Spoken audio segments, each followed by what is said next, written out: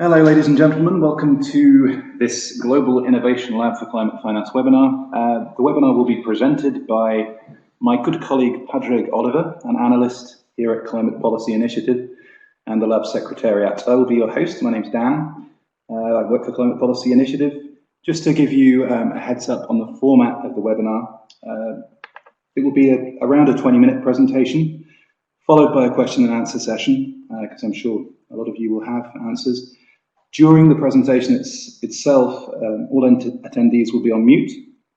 During this time, you're welcome to submit your questions by typing them into the chat box that you see in the bottom right-hand corner.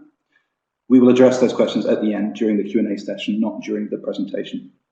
We're also happy to answer questions via email after the event. The webinar is being recorded and will be online after the event, so you can refer back to it. And now I will turn over to Padraig. Thanks, Dan. Good afternoon or morning, wherever you may be. My name is Padraig Oliver. I'm an analyst at CPI, Climate Policy Initiative, who run the Global Innovation Lab for Climate Finance as the Secretariat.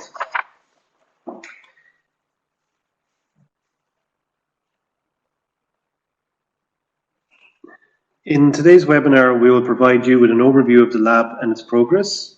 We will then turn to the main topic of this webinar, how to submit your ideas to the lab, and we'll conclude with an opportunity for you to ask questions.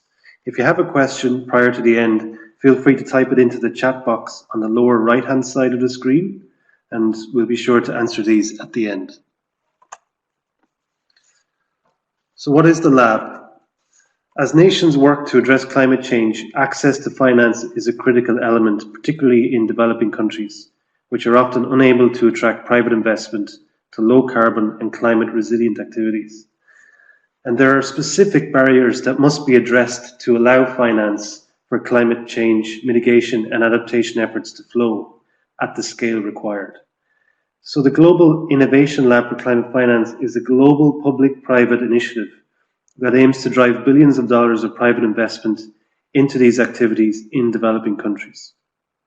The lab supports the identification and the piloting of cutting-edge climate finance instruments and ideas that can drive this investment and unlock new opportunities for action.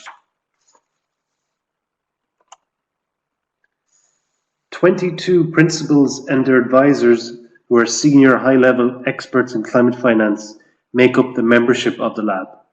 They include representatives from governments, pension funds, investment banks, project development companies, and development finance institutions across the world. The lab has been developed by the UK, US, and Germany in partnership with several climate finance donor countries, such as Denmark, France, Japan, the Netherlands, and Norway, and key public and private sector leaders. The funding for the lab has originated from the UK, US, Germany, and Netherlands governments, as well as receiving funding from Bloomberg Philanthropies and the Rockefeller Foundation. And Climate Policy Initiative acts as a secretariat for the lab and provides the analytical support. So how does the lab work? The lab operates on yearly cycles with 3 phases. In the phase 1 call for ideas, new idea submissions are received from proponents, shown here in green. Hopefully there are many of you in today's call. Each submission is screened for a completeness check, and the lab members here in blue select from the submissions a short list of ideas at the first advisors meeting to work on in phase 2. In the phase 2 instrument design, collaborative working groups are set up around each of the ideas. The aim here is to refine and stress test the ideas against the markets and the risk frameworks that they might be deployed in. The working groups analyze the ideas against a preset list of analytical questions provided from the Secretariat. Concrete milestones and implementation plans are developed for would-be implementers to take up. And idea proponents are invited to participate in the working groups.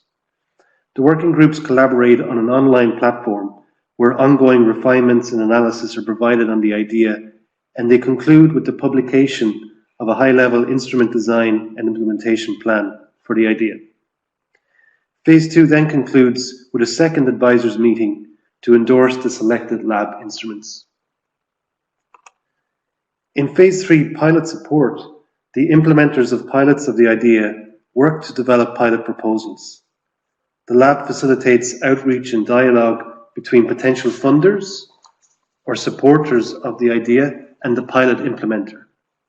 They make sure that pilots have the best chance of success. Also in this period, the Secretariat is available to provide bespoke analytical support to implementers as they prepare pilot proposals for different funders and investors. Beyond Phase 3, pilots of the lab instruments report their progress and share the lessons of their development to the lab and its wider community.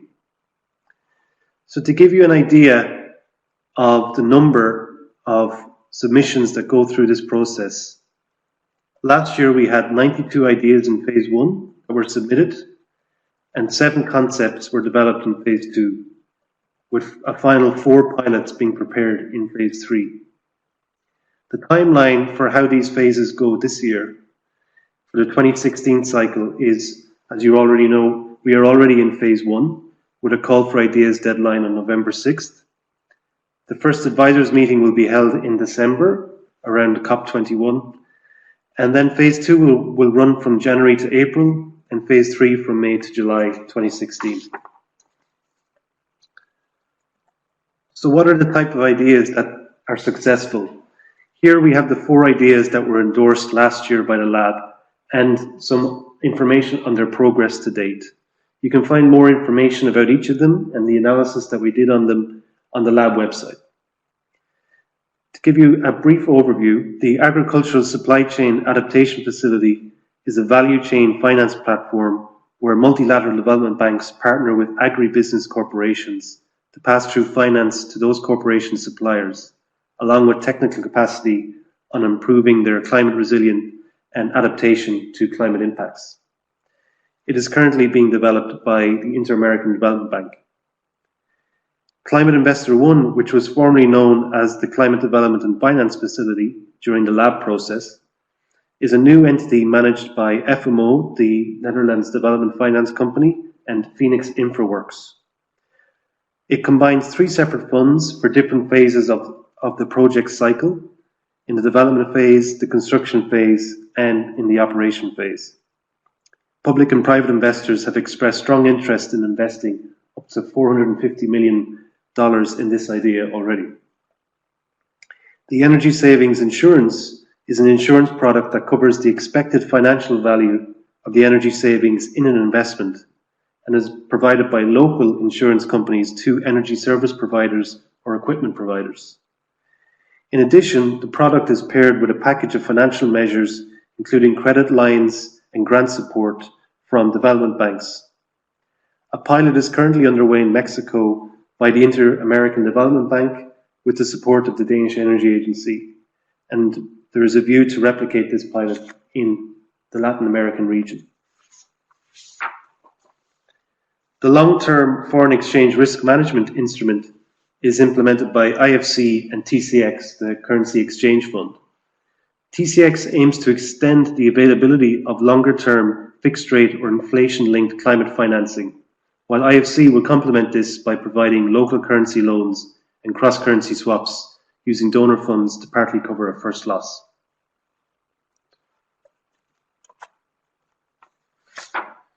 Ahead of our second cycle, there is momentum building around the support of new innovative ideas that come out of the lab process. In June, the lab and its ideas were endorsed by the G7 at their summit in Germany. Prospective pilots have already raised hundreds of millions in new financing for implementation. And this year, we are initiating a specialized call for ideas on private finance in climate adaptation and resilience to ensure we continue to develop new ideas in this much needed area. I'll go into more detail on this in a moment.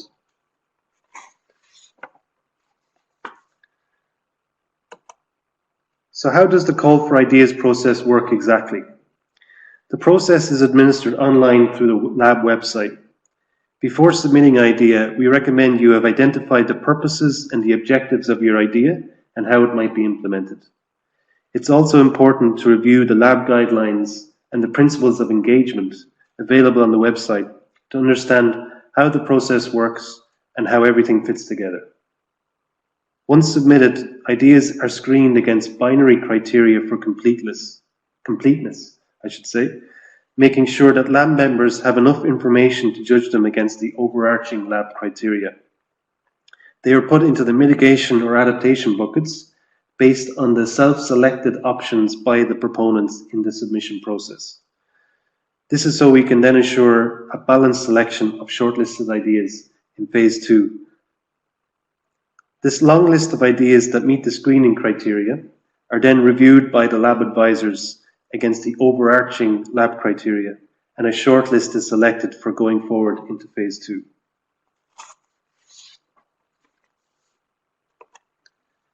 I'll focus now on the first step, and that is the screening criteria.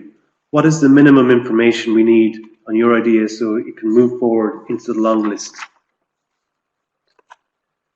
We have 5 sections in the template structure for the submissions. I'll introduce the main points of each of them, what we are looking for, as well as the binary yes-no screening criteria we apply. It's important to remember that we just need the screening criteria to progress a submission to the long list. If every aspect of an idea is not worked out yet, that is okay, as long as the screening criteria is met. In the overview section, we have a number of tick box questions that should indicate the types of instrument used, the investors targeted, and the sectors and geographies targeted. In the idea description section, we are looking for a clear link between the problem and the solution identified, the type of implementing organization, and other stakeholders that may be involved. The screening criteria applied here is, does it indeed relate to a climate solution? And is there indeed a type of implementing organization identified? You don't need to have the actual name of an organization, but simply what type of organization, a development bank, an insurance company, etc. In the innovation section, we are looking for more detail on the existing barriers in the context that the idea will operate in, and why, in comparison to existing approaches, that this new or improved way is good to address those barriers. The screening criteria is that it is indeed a new idea or approach, or if it is an existing idea, that it is being done in a new context, such as a new sector, or a new region, or a new type of investor class. In the actionable section, we're looking for clarity on what is needed to implement the idea. Are new policy or legislation needed in the country to be passed for the idea to work? And if so, are they currently being planned by the target country?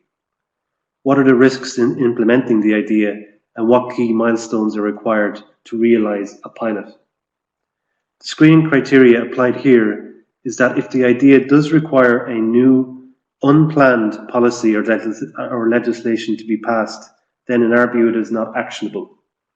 We also need an idea on what the milestones are to implementation in order for the lab advisors to make an expertise judgment on the actionability of the idea. For the catalytic and transformative section, we're looking for estimates on the levels of private finance that can be mobilized, first in terms of a pilot, and second in terms of the overall size of the market that the idea wants to target. For example, renewable energy in Africa or agricultural investments in India. There's also space here to outline what the co-benefits are to the idea in socio-economic or environmental terms.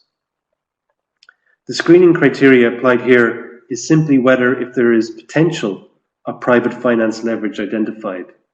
We do not need a specific number, but simply that an indication that the potential in the market is there for significant private finance to be mobilized, either by targeting a particular investor class or, if possible, providing estimates on the potential market. We can also check if it is possible that the idea can be replicated. That is, it is not too context specific on a particular sector or a particular country, or is reliant on a particular implementer. Again, it's important to remember that we just need screening criteria to progress a submission to the long list. If every aspect of an idea is not yet worked out, that's okay, as long as we can answer in the positive to the screening criteria questions.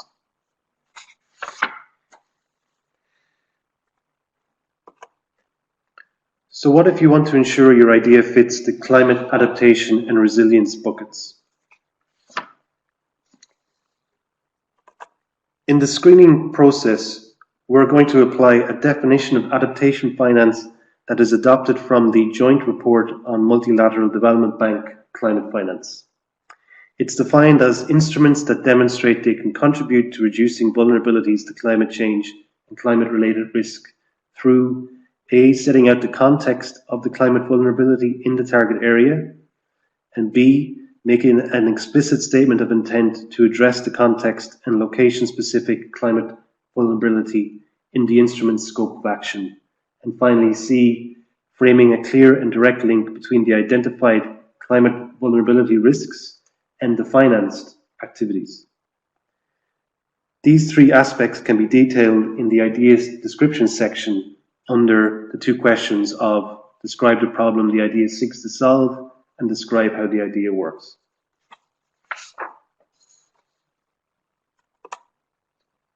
So once a long list is collected, how does the lab select a short list of ideas for phase 2?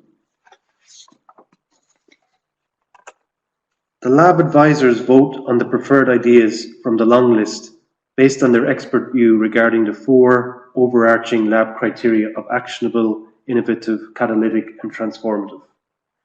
Actionable means ideas must have the potential to be put into action within a few years without facing major constraints. Innovative is an idea that addresses risks, costs, or gaps in a new or improved way, while catalytic and transformative relate to the ability to mobilize private capital at scale and in a way that can be replicated and sustained over the long term.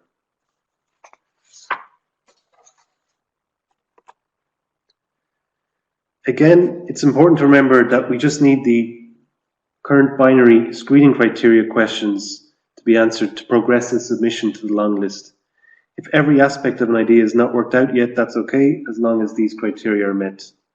Please submit your ideas online by November the 6th at climatefinancelab.org. And just to finish on a quick reminder of why should you submit. We're falling further behind the investment flows necessary to reach our low carbon goals, as well as make our society resilient to climate impacts.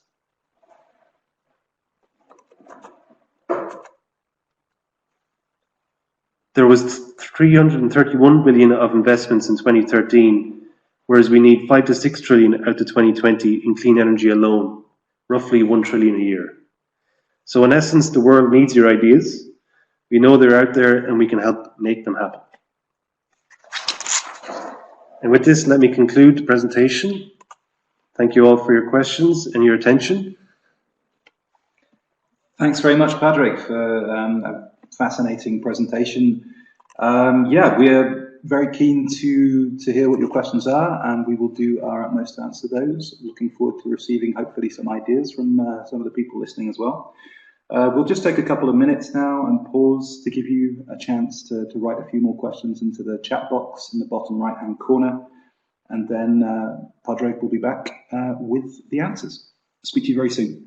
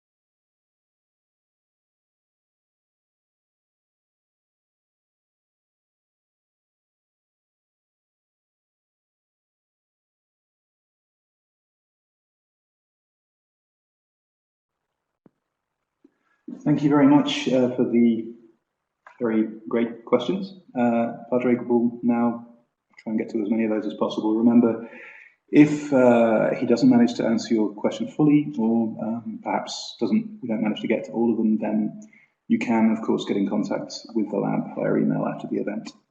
So over to you, Padraig. Okay, so we'll start from the top. Thanks, Anna, for your two questions. For the first question, if the idea might require some new policy or legislation, is this an automatic disqualification from the process? So yes, if there is no planned or currently in process policy or legislation by the government of a target country that is being announced, then yes, it would be. It wouldn't meet the screening criteria for us for the actionable element.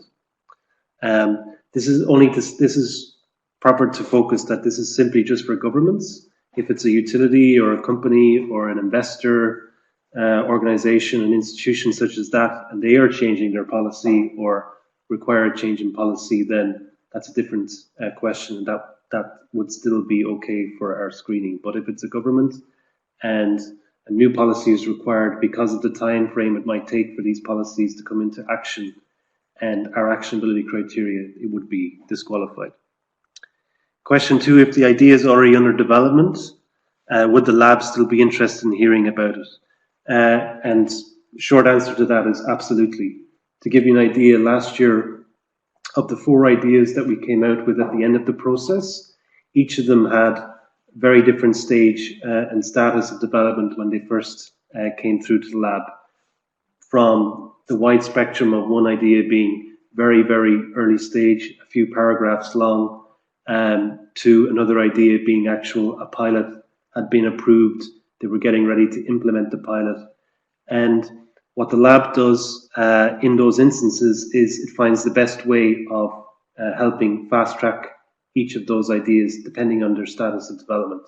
So in the early stage, the very, very early stage idea, the lab focused on continuing the early stage development, doing a lot of the high-level market research and analysis, the sense checking with potential investors and a network, and getting it to a stage where it can do a lot more of that detailed work and raising its profile as a potential idea to implement.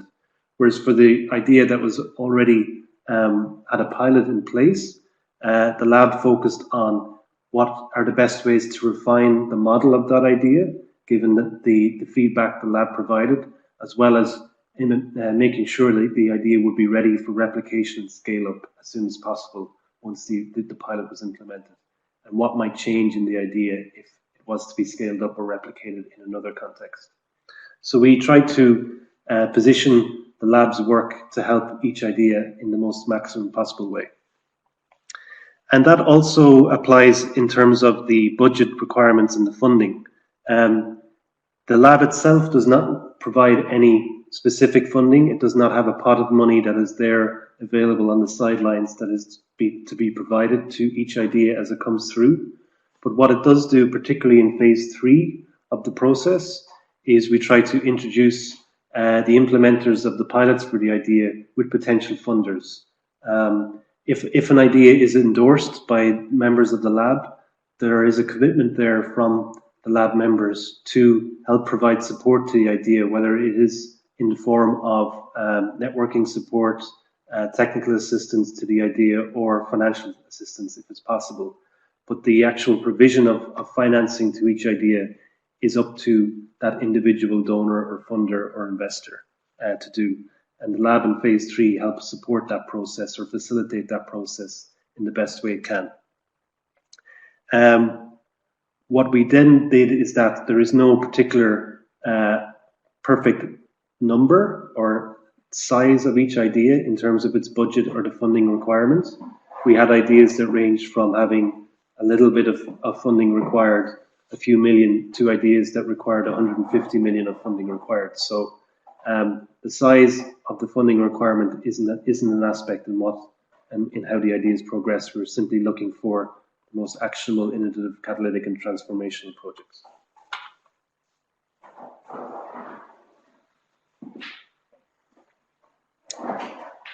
Question from Lawrence Connell. Do ideas have to have private sector components or counterparts, or can they be purely directed to the public sector? The primary aim of the lab is to scale up private investment in developing countries in climate change mitigation and adaptation. So a lot of the actors that are required to do this are indeed public sector actors. And so we do welcome ideas that do entail having a lot of public sector actors, whether it is local governments, city governments, or public utilities, public companies, regulators as well, involved in the idea. But there must be a clear link with what their actions are doing and the financing of their actions, and with the ability and the potential to mobilize private finance at scale.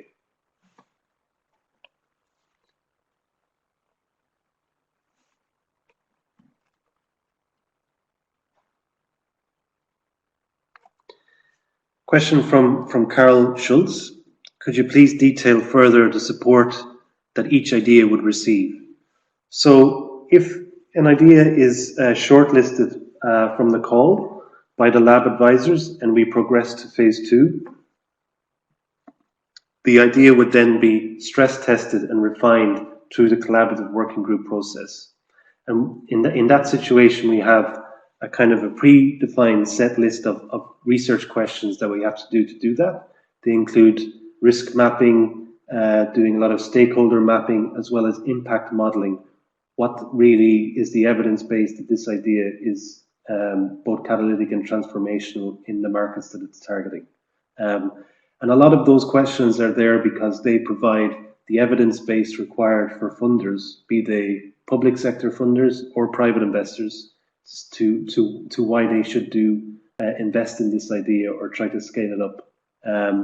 In a way, it is the precursor to due diligence of the idea and of the investments. And so at the output of phase 2, you have the publications of the idea and the benefits that they have, as well as their potential challenges in implementing what help they may need. And so in phase 3, when implementers come along and wish to develop the pilots for those ideas, and they may refine them in their own way, in any way, we try to offer bespoke support to those pilot implementers in order for them to prepare them for being able to access funding if they need it, being able to access the network of the lab if they require it, introducing them to potential funders or supporters or technical expertise that they may require. It's very much provided on a case-by-case basis in phase 3 in a kind of negotiation with the pilot implementer about what is the tasks in front of them that they are able to do themselves, and what can the lab help them to maximize their chance of success.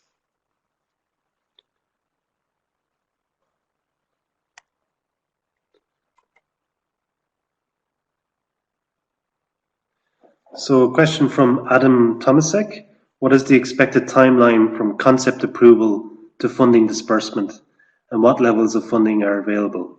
So as I said, we don't have a specific pot of money available to give each idea within the lab, but what is there in the lab as the ideas progress and they're endorsed by members of the lab is there is a endorsement of the idea which entails that lab members are committed to providing support to the idea, not necessarily financial support. That is very much an individual decision for each member of the lab, but supporting them in whatever way they can. The ability of providing the funding is then a question of a bilateral dialogue between the funder and the pilot implementer of the idea, and the lab is there under phase 3 for a certain period of time to facilitate that process.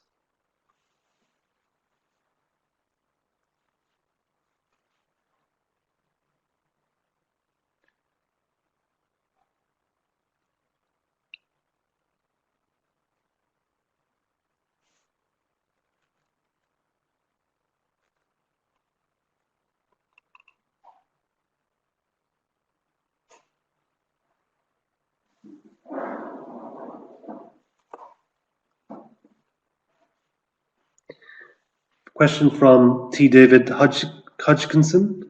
Does the ability to mobilize co-financing for ideas a factor that is taken into account in the screening process? It's not a factor in the screening process to get the idea onto the long list, but it may be a factor given if the advisors of the lab will look at all of the ideas in the long list and need to provide a short list. It is not necessary prerequisite to have co-financing in place when you submit. What we are simply judging them on are their catalytic and transformational potential in mobilizing private finance at scale.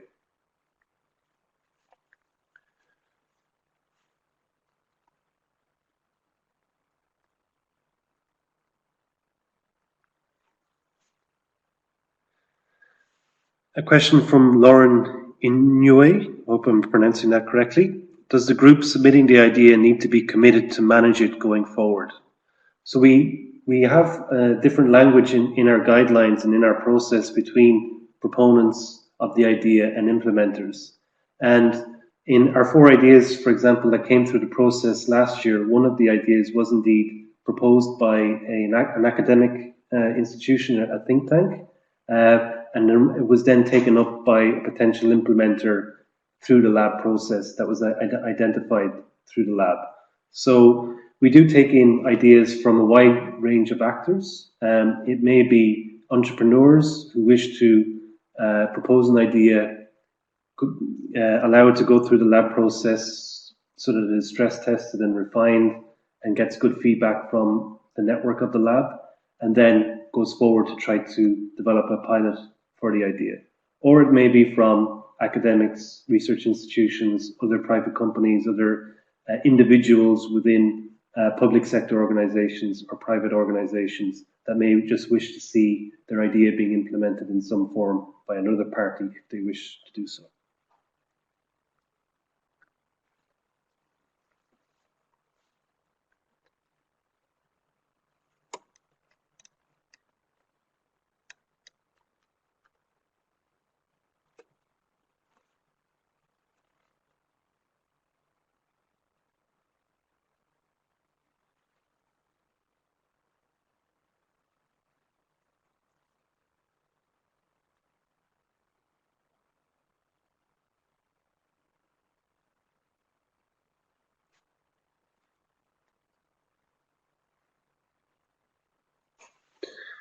Question from Russell Seats. We believe that new reservoir cooling technology can reduce insurance costs as well as saving water.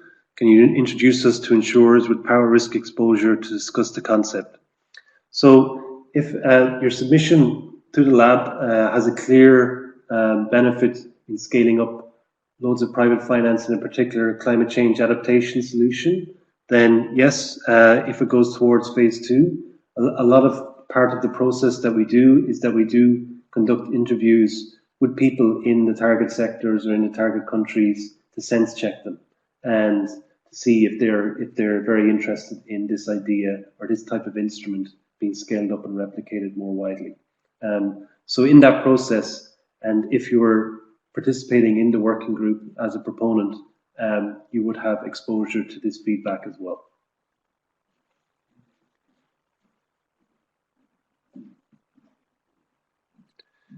Question from Lawrence Connell. Are you open to proposals that are focused just on mitigation, or can you clarify the focus on adaptation that you mentioned for the current call? So just to give you some background, last year in our first cycle, we had an open call for proposals for climate change mitigation and adaptation. And we received over 90 ideas, and about 18 of these ideas had an adaptation focus. And so this year, and then in that first cycle of those 90 ideas that went forward through the process, and we ended up with 4, we still had 1 that was adaptation focused idea and 3 mitigation focused ideas. This year, we want to predefine from the outset that there will be a balanced selection of ideas between the mitigation and the adaptation buckets. And so we are having this specialized call where in your submission template, we ask you to say whether your idea is mitigation or adaptation, or if it's a bit of both, whether it is primarily mitigation or whether it is primarily adaptation. And so in that way, we will select 2 to 3 ideas each from the mitigation / primarily mitigation bucket and from the adaptation / primarily adaptation bucket. And so we'll ensure that we have of the 5 to 6 ideas overall, that there is a balance between those 2 areas. So we do welcome ideas in mitigation as well, but we're making sure this time that there will be in the shortlist a balance between both areas.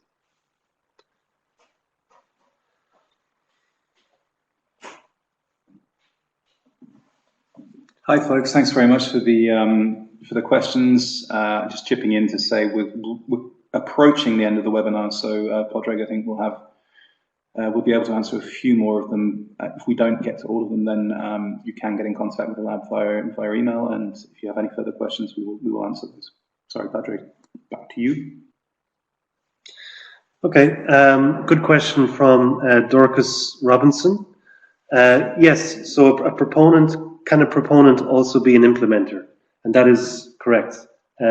We've had proponents last year in the process that turned out to be pilot implementers, as well as proponents that were not interested in being an implementer, but were interested that the lab was able to identify and approach a potential implementer for the idea through its network.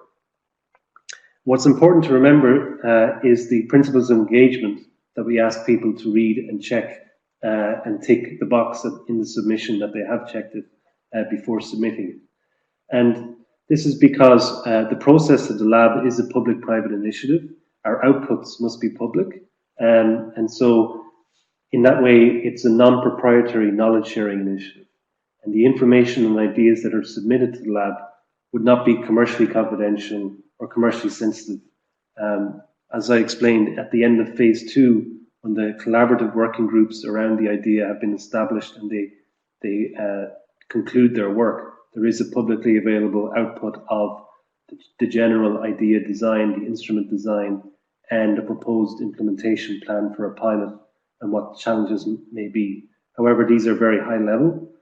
This shouldn't stop a particular entrepreneur in going forward and developing their idea in a commercial way.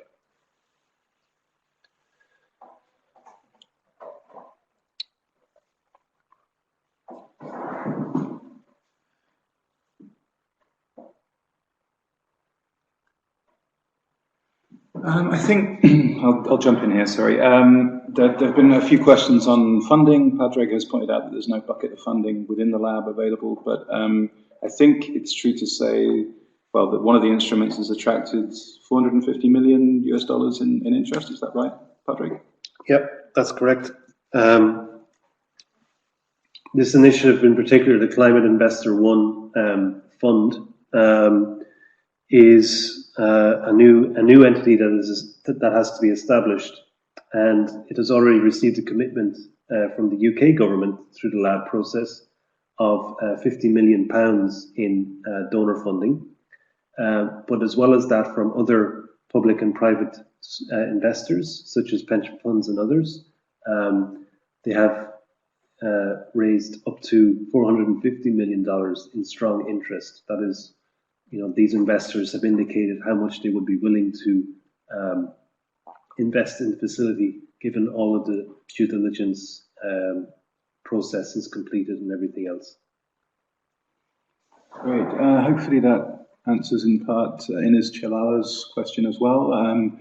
I don't think, the lab is a fairly new initiative, so there's a track record in terms of the pilot projects that went through last year. Some already attracting a lot of interest, a lot of finance. So yeah, as well as the analytical support that the lab provides, there is obviously big potential for these instruments to attract financing going forward. I think we're reaching the end. If you want to say a word about the, I know You're also working on the fire process? I'll just take two more questions. Just one from Afuja Parvin about the screening process for non-profits. So we don't differentiate in our screening process between the type of proponents that we get, whether it is a non-profit organization or a for-profit organization. They must go through the idea itself is what we focus on, and whether it meets the screening criteria. And then the last issue is people may know the FIRE platform, the Finance for Resilience platform, that is also run by, or has been run by Bloomberg New Energy Finance for the last 2 years. And some people may get confused between the lab and the FIRE process and what the differences are and which one you may submit to. And the main differences between the lab and FIRE are that the lab focuses on developing countries in particular and mobilizing private capital for climate change solutions in those countries. Because of that focus on developing countries, there's also a tacit assumption there that these ideas may require a bit more public sector engagement, public sector support, either financially or otherwise, or it may even be required to be implemented by public sector organizations with financing from the private sector too. Whereas the FIRE process is a global platform.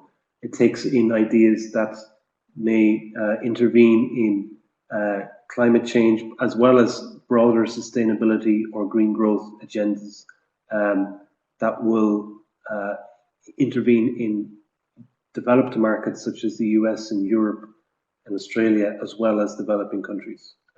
So that's the main difference between those two processes. Also, in FIRE, the process in terms of how we provide support is a little bit different. In the lab, it tends to be a bit more heavy duty with a lot of focus in the idea and stress testing and analysis in the early stage. And then we provide bespoke support to potential implementers of a pilot. Whereas in FIRE, the initial focus is on pitching ideas at the Bloomberg New Energy Finance events, the summits, that are then crowdsourced and voted on by the audience of those summits. And then the analytical support is provided in the aftermath of that. Thank you very much, Padraig. Yeah, we should just say as well that Climate Policy Initiative, which is acting as secretariat for the lab, will be managing the FIRE process this year as well. So, yeah, if you're submitting ideas to either of those, then they will reach us. Thank you very much for all of your questions and all of your attention. As we have said continually, if we haven't managed to answer all of your questions, then please do get in touch. Yeah, there's a huge climate finance challenge out there. We're really excited to hear what ideas you have, and really hopeful that we'll have the opportunity to work together with you to address this huge global problem. Thanks to Padraig for all of his presentational skills and answers today. And thanks to you once again. We hope to hear from you. Bye-bye.